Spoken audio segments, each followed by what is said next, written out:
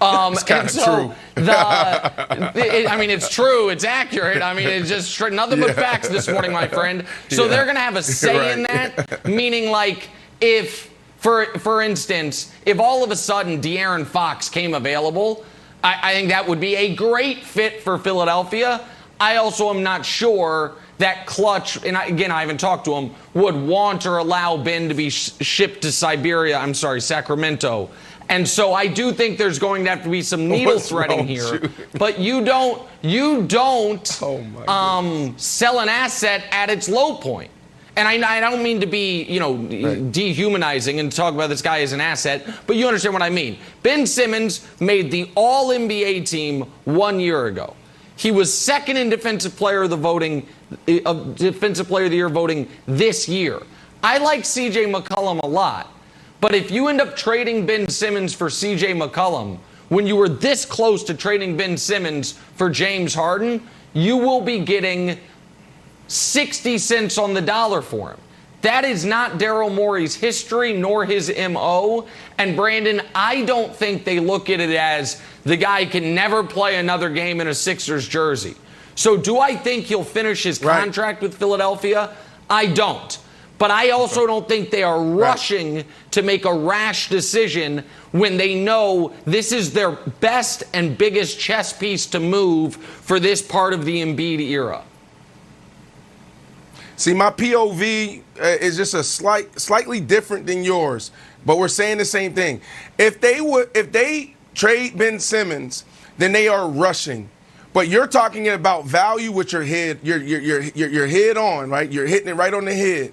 I'm talking about more so development. A lot of times when our guys get to the pro league, we always think that they're supposed to be exactly what they're supposed to be. What about development?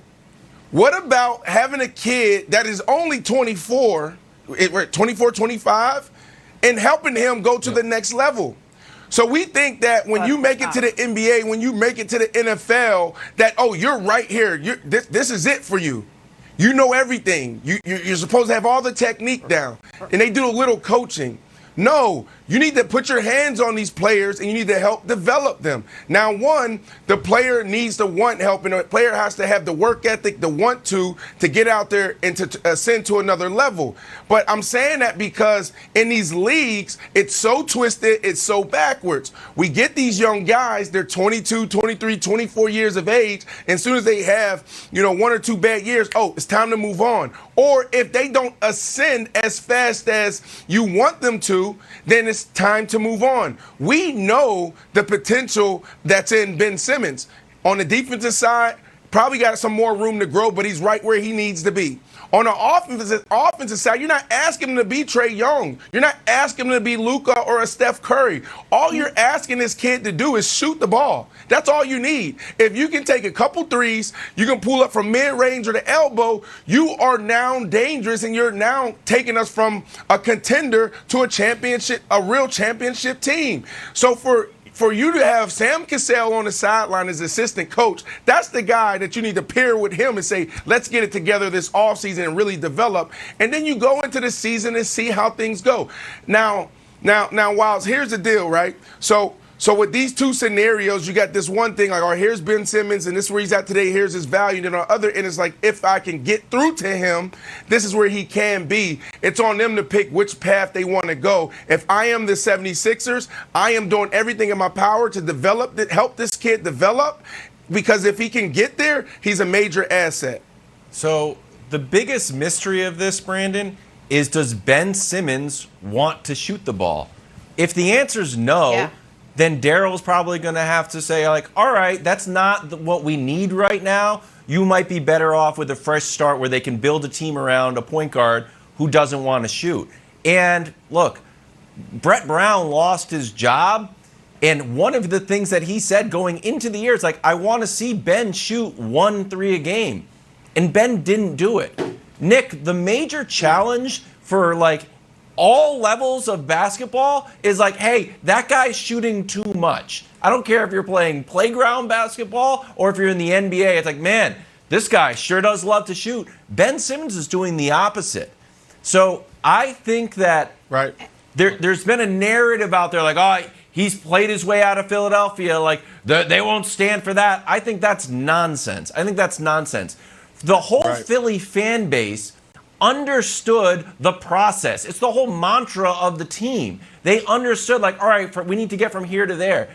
If Philly will embrace honesty about what Ben needs to do for shots, like, hey, guys, you know what? Ben feels uncomfortable, so if he misses a few shots, can we cheer him? You know what the answer would be? Yes. But no one wants to be lied to. They don't want to hear Ben Simmons in the pregame or postgame saying, like, you know what, I should have been more aggressive in the fourth quarter, and then the next game come out and also shoot nothing. So that makes no sense. So you have to be honest with the Philly fans, and they got to want to shoot. But here's the thing, Wilds. Here's the thing. This is what happens. As a player, you sit there, you're eating your breakfast, you get in there at 8 in the morning, team meeting is at 8:30, so you're sitting in the cafeteria, you have FS1 on, and you're watching Wilds, you're watching Nick, you're watching Jenna talk about, your game or the sport, and you take that in. Now, a lot of players say, look, I don't watch it, I don't read it. But the reality is it's impossible for it not to come on your desk or for you not to consume it.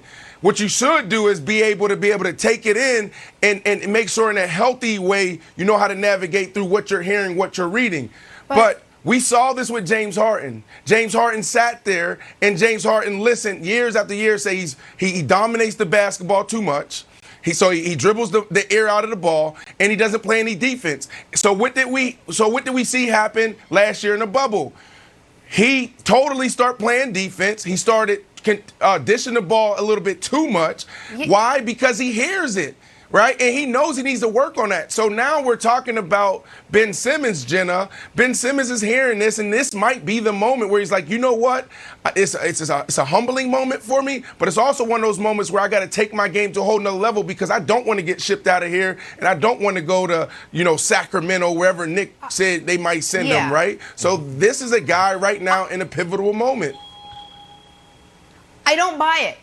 I'm sorry that I don't buy it. Why? No. Because we've been having the exact conversation for 4 years. This isn't his first year in the league. I know that first year he was hurt. It's not the first year and he didn't shoot. It's not the second year and he's a little gun-shy of shooting. It's not he's been doing this. They've tried. Brett Brown tried to work with him. I'm sure there have been tons of guys that have tried to work with him in the offseason.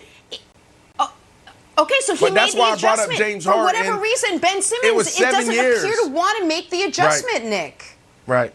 So, like, how many more years are we going to say this is the year he and Joel Embiid are gonna gel? How many years are we going to give that chemistry an opportunity to work? Well, we might be on the last one, or we might have just had the last one. However, the end of this season was different in this regard. If we go through the history of the Sixers as actual contenders. 2019, Ben played well in that postseason. Joel played well. They lost in a 7-game battle to a barely better team that went on to win the championship. They left that feeling good. 2020, Ben got hurt. And so you're not saying, oh, it's not going to work. And then in 2021, all year long, the Sixers were the 1 seed, everything. I understand he's not shooting, Jenna, but let me explain the point. That everything seemingly was going well, and then it all blew up at the end, with the biggest reason being Ben Simmons' refusal to shoot. That represents a fork in the road moment.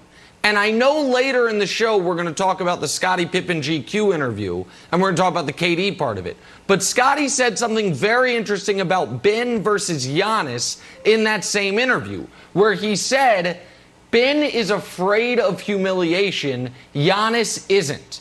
That Giannis can airball two free throws, and the next time do the exact same thing and say, if I airball him again, so be it. I'm going to fail on this stage, whatever. It is absolutely clear that Ben, I feel like this is resonating with you, Brandon, and you can